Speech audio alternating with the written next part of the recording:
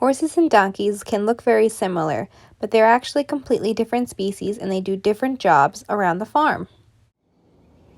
Our donkey Hermes is used to welcome new rescue horses. Most donkeys are used to protect and maintain herds of sheep, cattle, or other livestock.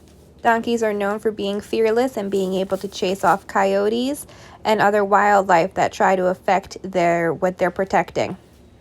A few of the differences that Hermes, our donkey, has versus horses is his size. He is a miniature donkey, so he is quite small.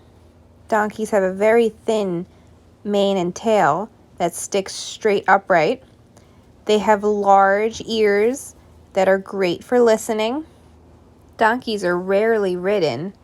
If they are ridden, they have to have a special saddle for their flat back.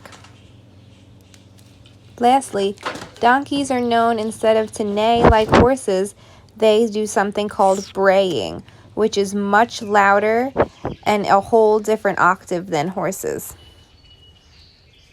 Horses like to be in much larger groups. Donkeys are perfectly happy with a few groups of animals, even if they're not the same species. Like our donkey Hermes lives with 2 goats.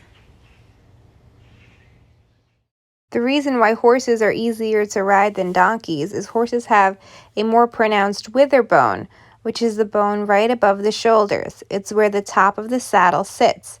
Shown here with Thor, the top of the saddle is supported by the wither. With some of these clips, you can see that horses are taller, they have a longer face, they have shorter ears like Thor, a longer neck, and they are overall just larger than donkeys. Even smaller ponies like Mushy still has the characteristics of a horse. Their ears are smaller, they have a pronounced wither, and horses prefer to live in large groups and gatherings called a herd. So the similarities that both donkeys and horses share are their eye placement and nostril placements, which are on the front of their face. They have similar legs and feet structure that require the same maintenance. They also eat all the same food.